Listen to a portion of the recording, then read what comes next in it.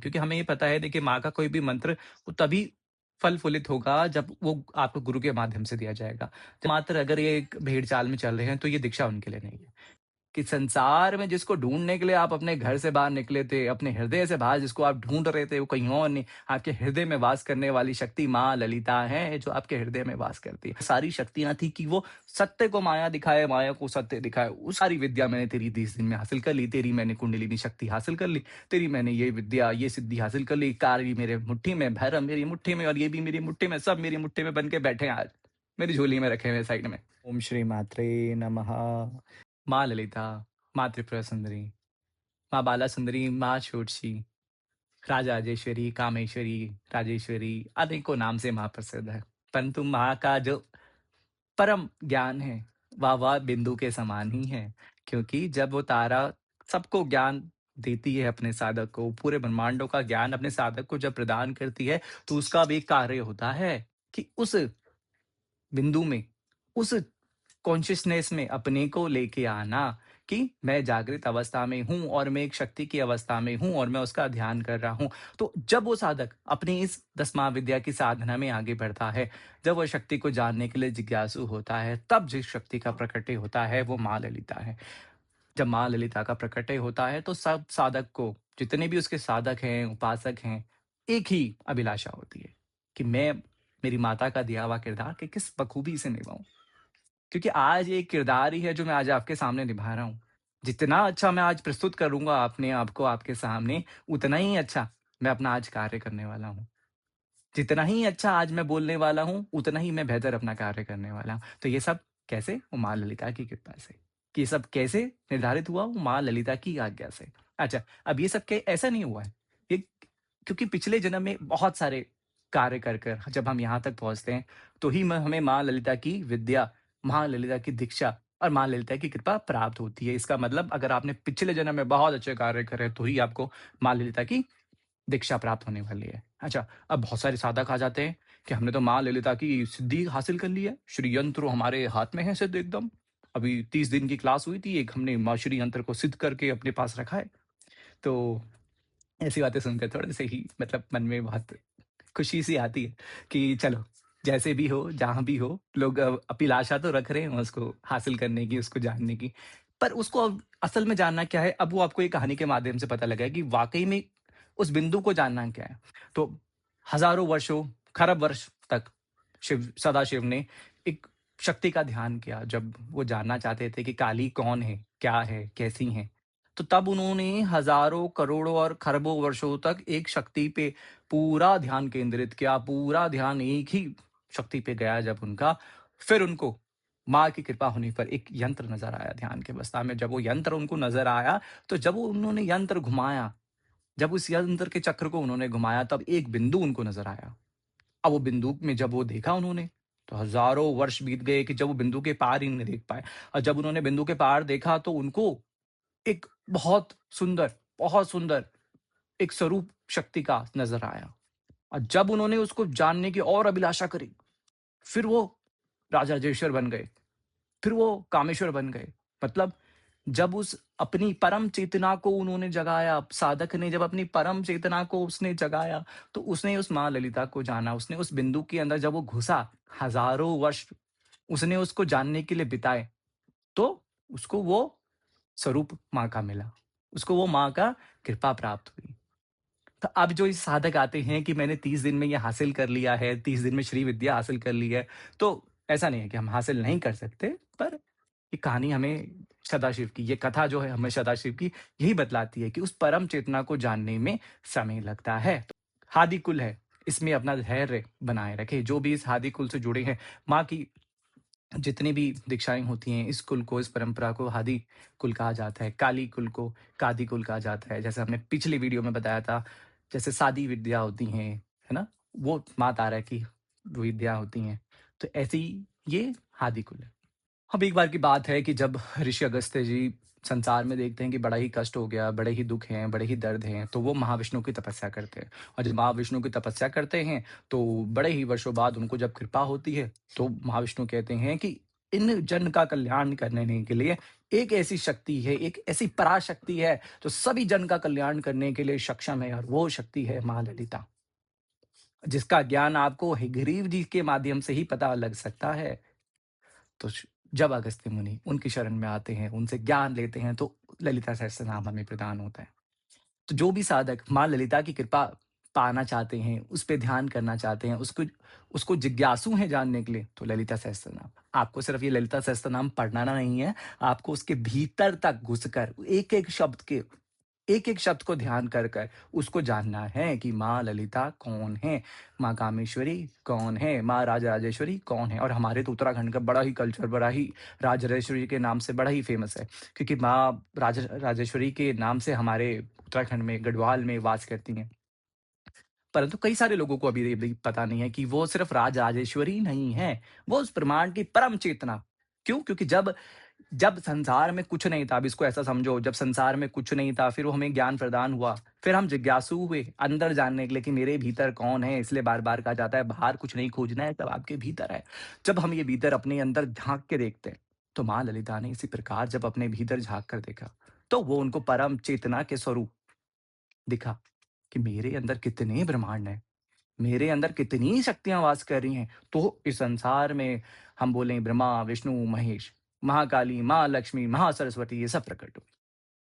तो साधक का भी उस माँ ललिता के समान कार्य है, अपने भीतर जानना। और जब हम बात करते हैं, जब माँ जिज्ञासु मतलब एक चेतना थी, एक ऐसी अवस्था थी निराकार की, जहाँ उसको कि सब गुणों से परे थी, सब विकारों से परे थी। पर वो उस अवस्था में भी थी जीवित। जीवित मतलब वो शक्ति थी, कॉन्शसनेस उसको पता था कि अगर मैं अपने भीतर देख सकती हूँ, तो मेरे अंदर बहुत कुछ छुपा है। उसी प्रकार से आप हैं जीवित, अगर आप अपने अंदर देख सकते हैं झाँक कर, तो आपके अंदर बहुत कुछ छुपा है, बहुत कुछ। वो पूरे ब्रह्मांड का ज्ञान जो आप बाहर ढूँढ रहे थे, वो आपके भीतर है। पर ये मार्गदर्शन के कारण होता है, किसी गुरु के मार्गदर्शन में। ऐसा ना हो कि आप बैठो और आप माया में आज फँसो और कहो कि मैं तो सब कुछ जान लिया। इसमें आपको गुरु की सहायता लेनी चाहिए। इसमें गुरु का मार्गदर्शन पाकर ही वो ध्यान की अवस्था में जाना होता है। ठीक है?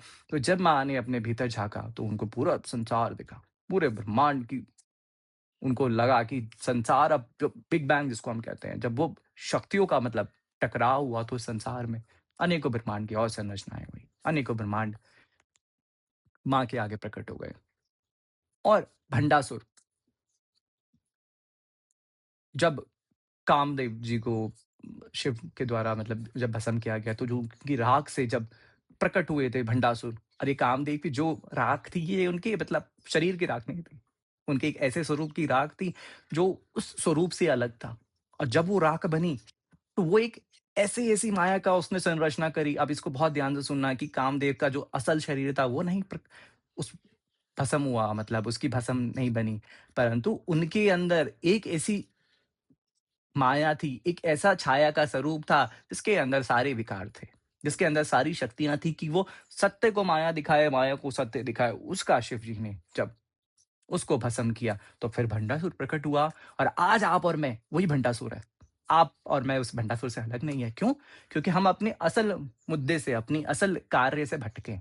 तो जब एक साधक अपने असल कार्य को जानता है, अपनी आत्मा के उद्देश्य को जानता है, इसका मतलब वो माँ ललिता के और करीब जाता है, बजाय भंडासुर के। अब भंडासुर के अंदर इतनी क्षमता थी, अनेकों ब्रह्मांड का अधिपति जिसको हम कहते हैं? सब ब्रह्मांड उसकी मुट्ठी में थे। तो क्या माँ उसको एक चुटकी में जब परम शक्ति थी, तो नहीं मिटा सकती थी क्या? नहीं मिटा सकती थी। परंतु उसके अंदर इतनी काबिलियत थी, इतनी क्षमता थी माया की, वो सत्य को असत्य बनाता था। मान लो आज मेरी यहाँ शक्ति है, वो इसको भ्रम बना देता था।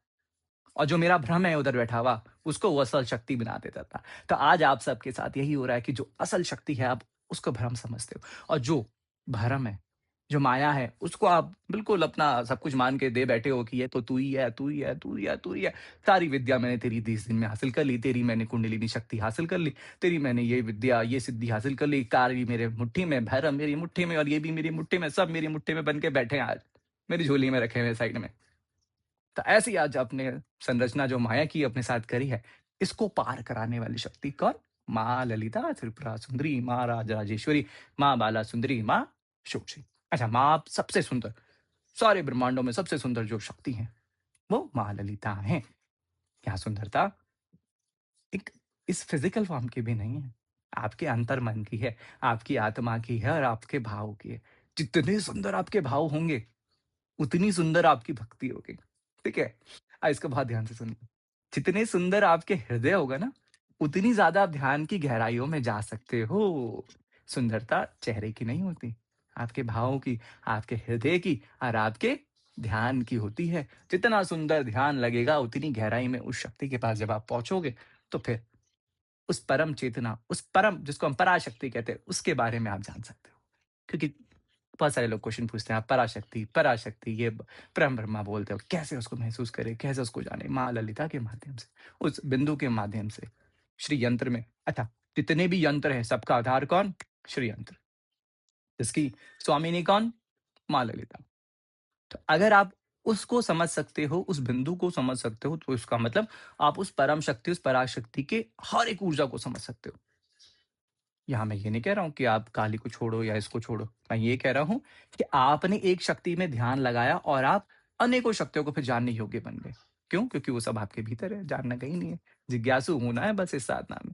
साधक जब तक जिज्ञासु है, वो एक अग्नि के समान है, जो कभी भी, कहीं तक पहुँच सकती है। जिज्ञासा जिस दिन शांत हो गई, तो बस वो राख ही राख है। इसको अनेकों स्थान में पहुँचने में समय लग सकता है। तो जो भी साधक माँ ललिता की साधना करते हैं, उन्हें भोग और मोक्ष और ऐश्वर्य सभी प्रदान होता है। माँ को चिदाग्नि कुंड भी कहा जाता है। मतलब एक कॉन्शसनेस की आग से, इस जागृत अवस्था की एक अग्नि से जो शक्ति प्रकट होती है, वो माँ ललिता है। और माँ ललिता का एक ही कार्य है कि वो देव कार्य के लिए ही प्रकट हुई हैं। देव कार्य यहाँ पे आप भी हैं, क्योंकि उस देवता के अंश आप भी हैं, अपने इष्ट के अंश आप भी हैं। तो अपने कार्यों आपके कार्यों के लिए जो शक्ति प्रकट हुई है, वो माँ ललिता है। पर वो परम चेतना, वो परम शक्ति, वो तभी आप महसूस कर सकते हो जब आप उस अवस्था में हो, ध्यान की उस सुंदर अवस्था में प्रेम की हो, जो उस शक्ति को जानने के लिए अपने अंदर जिज्ञासु है।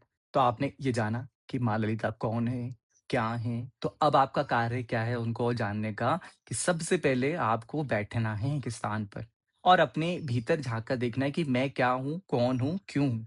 ये उत्तर आपको लेके आने, मैं कौन हूँ, मैं क्या हूँ, क्यों हूँ? जब आप इन उत्तर को अपने अंदर भीतर खोजोगे, फिर ही आप अपनी आत्मा का उद्देश्य जान सकते हो। और जिस दिन आपको ये आत्मा का उद्देश्य पता लग गया, उस दिन आपके भीतर बहुत ज़्यादा शांति आने वाली है, धैर्य आपके अंदर उत्पन्न होने वाला है और कामनाएँ इस भौतिक संसार में जो आप लेके चल रहे थे, वो सब शांत होने वाली हैं। क्यों? क्योंकि जिस दिन आप जान गए मेरा असल उद्देश्य क्या है, क्या उस भौतिक संसार में आपको भागने की आवश्यकता पड़ने वाली है? बिल्कुल भी नहीं। तो इसीलिए माँ ललिता वो संसार की प्रचंड शक्ति हैं, जो आपको उस जागृत अवस्था में वो ध्यान दिलाती हैं कि आप शक्ति से जुड़े हो, क्योंकि ये आपकी जागृत अवस्था है। इस अवस्था में अगर आप शक्ति से जुड़े हो, शक्ति के साथ हो, तो ही आप अपना कार्य कर पाओगे, अपनी आत्मा का कार्य। नहीं तो भौतिक संसार में अनेकों माया है, भंडासुर के समान और आप वही भंडासुर हो, फँसे रहो अपनी माया में। तो माया भी तो होनी ज़रूरी है, भंडासुर भी होने ज़रूरी है इस संसार में, भंडासुर ना हो तो संसार में माँ ललिता कैसे उत्पन्न हो? और माँ ललिता अगर उत्पन्न है तो भंडासुर भी हो। तो इसको आप ऐसे समझना कि आपको भंडासुर बनना है कि माँ ललिता की तरफ आगे बढ़ना है। क्या वो माँ ललिता के पास इतनी शक्ति नहीं थी भंडासुर को एक क्षण में खत्म करने की? नहीं, थी। पर उनके अंदर वो चेतना, वो कॉन्शियसनेस थी कि कैसे, क्या, क्यों? जब ये साधक ये समझ लेता है, तो ही फिर वो अपनी यात्रा में आगे बढ़ता है साधना की। अन्यथा सब व्यर्थ है। अन्यथा तो आप भैरव सिद्ध करके बैठे हो, आप भैरव सिद्ध करके बैठे हो, काली सिद्ध करके बैठे हो, तो फिर आपको क्या ही आवश्यकता है फिर माँ ललिता की। सबके अलावा और साधक क्या कर सकते हैं? एक बिंदु पे ध्यान करिए, त्राटक करिए, श्री यंत्र को समझे कि श्री यंत्र में कौन-कौन सी देवियाँ, कौन-कौन सी शक्तियाँ, माँ ललिता के साथ कौन-कौन सी शक्तियाँ विराजमान हैं। क्योंकि जो उनके अनेकों सेविका हैं, डाकिनी, शाकिनी, याकिनी, काकिनी, हाकिनी, अनेकों आपके जो चक्रा हैं, वो उनसे जुड़ी हैं। तो जब आप इन शक्ति का ध्यान करोगे, इन शक्ति के बारे में और पढ़ोगे और जानोगे, तो फिर आप और ज़्यादा जिज्ञासु बन जाओगे उस शक्ति को जानने के लिए। तो एक साधक को फिर दोबारा बताते हैं करना क्या है, ध्यान में बैठना है, अपने विकारों को जानना है, उस बिंदु पे ध्यान करना है, ललिता सहस्त्रनाम करना है। ललिता सहस्त्रनाम के जितने भी नाम हैं, हज़ारों नाम, उन नाम पे चिंतन करना है, उनके बारे में ध्यान करना है और ये सब एक दिन में नहीं होने वाला देखो। ये सब एक यात्रा है। जब आप उसकी ये कृपा लेके आए हो ना पिछले जन्म से, तो ये सब 1 दिन में या 30 दिन में हासिल नहीं होने वाला। एक आपकी यात्रा है। जैसे-जैसे आप अपनी यात्रा के पड़ाव में आगे बढ़ोगे, आप उस परम शक्ति को जानने योग्य बन जाओगे। और जिस दिन आप उसको जानने योग्य बन जाओगे ना, उस दिन आप वो समझ जाओगे कि संसार में जिसको ढूँढने के लिए आप अपने घर से बाहर निकले थे, अपने हृदय से बाहर जिसको आप ढूँढ रहे थे, वो कहीं और नहीं, आपके हृदय में वास करने वाली शक्ति माँ ललिता है, जो आपके हृदय में वास करती है। हर एक साधक के, हर एक मनुष्य के और हर एक प्राणियों के हृदय में वास करने वाली जो शक्ति है, माँ ललिता है। इससे जुड़ा अगर आपका कोई भी प्रश्न हो, तो आप हमें कमेंट के माध्यम से पूछ सकते हैं और माँ ललिता के बारे में और जानना है, क्योंकि हमें हमेशा लगता है कि माँ ललिता के बारे में हम जितनी बात करें उतना कम है। क्योंकि माँ ललिता इतनी ज़्यादा डाइवर्स है, इतनी ज़्यादा बड़ी है कि जितनी बात उनके बारे में हम करें, उतना हमें लगता है कि हम कम हैं। जितना हम सोचे कि ज्ञान हमने ले लिया उनके बारे में, हमेशा लगता है कि कुछ ना कुछ अधूरा है। क्योंकि वो इतनी ज़्यादा गहराइयों में छुपी हैं। और जिस दिन मैंने अपना अपने अंदर पूरा झाँक लिया ना, तो इसका मतलब मुझे फिर अब ये शरीर छोड़ के जाना पड़ेगा। इसलिए मैं कभी उनको पूरा 100% नहीं जान सकता। मेरे को हमेशा लगता है कि मुझे और आगे बढ़ना है, को जानने के लिए और प्रयास करना है। इसलिए ही मैं आज आपके सामने आया हूँ। इसलिए ही मैं ये बातें कह रहा हूँ। क्योंकि जो प्रयास आज आप कर रहे हैं, आपके साथ-साथ वो प्रयास हम भी कर रहे हैं। और अगर हम बात करें माता के बीज मंत्रों की, तो वो आपको तो देखो अनेकों किताबों में मिल जाएँगे, अनेकों पुस्तक में मिल जाएँगे। पर यहाँ पे हमारा मूल उद्देश्य माँ के मंत्र नहीं देना है, क्योंकि हमें ये पता है देखिए माँ का कोई भी मंत्र वो तभी फल-फूलित होगा जब वो आपको गुरु के माध्यम से दिया जाएगा। जब एक पारंपरिक दीक्षा जैसे हम देते हैं ना, पारंपरिक जिसको हम कहते हैं गुरु-शिष्य परंपरा जिसको भी हम कहते हैं। तो जब उस माध्यम से वो मंत्र मिलते हैं देखिए तभी उनकी पूरी ऊर्जा लगती है। पूरा वो कार्य तभी करते हैं। क्योंकि अभी तो मंत्र लेना एक बहुत बड़ा फैशन हो गया है, दीक्षा लेना एक बहुत बड़ा फैशन हो गया है। तो दीक्षा भी देखो हर किसी के लिए भी नहीं बनी है। अगर आप वो कर सकते हैं कार्य तो दीक्षा सिर्फ़ उन्हीं के लिए बनी है। जो नाम मात्र अगर ये एक भेड़-चाल में चल रहे हैं तो ये दीक्षा उनके लिए नहीं है। क्योंकि अगर आप वो संकल्प गुरु का दिया हुआ नहीं निभाते हैं तो उसमें आपका बहुत बड़ा नुकसान होने वाला है। क्यों? क्योंकि संकल्प लेकर उसको पूरा करना होता है। गुरु का कार्य अगर आपने ले लिया, अगर शिष्य ने गुरु का कार्य ले लिया कि मैं आज आपके साथ हूँ, आपसे जुड़ा हूँ और आपका कार्य में मैं आपके साथ हूँ। क्योंकि उस गुरु का काम क्या है? वो शक्ति तक जाना। तो इसीलिए हम मंत्रों पे ना फ़ोकस कर कर, है ना? हम कहाँ फ़ोकस करने वाले हैं? उस माँ के ऊपर, माँ ललिता के ऊपर कि माँ ललिता वाक़ई में कौन है? क्योंकि विधियाँ, मंत्रों की ये सब आपको मिल जाएँगी और ये सब विधियाँ, न्यास विद्या, ऋषि कौन है, क्या है, कैसे करना है, ये सब वीडियो में बताना पॉसिबल नहीं होता है। क्योंकि बहुत बड़ी बातें हैं, बहुत लंबी बातें हैं, बहुत सारी बातें इन वीडियो के माध्यम से भी नहीं हो पाती। तो इसलिए जिनके पास भी मंत्र नहीं है, तो माँ ललिता के सहस्त्र नाम को करें, माँ ललिता पे ध्यान करें और जो इसके अंत में बताई गई हैं विधियाँ, जिस तरीके से आपको बताया गया है, उसको अगर आप करेंगे, तो माँ को और जानने के लिए आप करीब जाने वाले हैं। माँ को जानने के और ज़्यादा आप जिज्ञासु होने वाले हैं। जय माँ काली, जय माँ ललिता।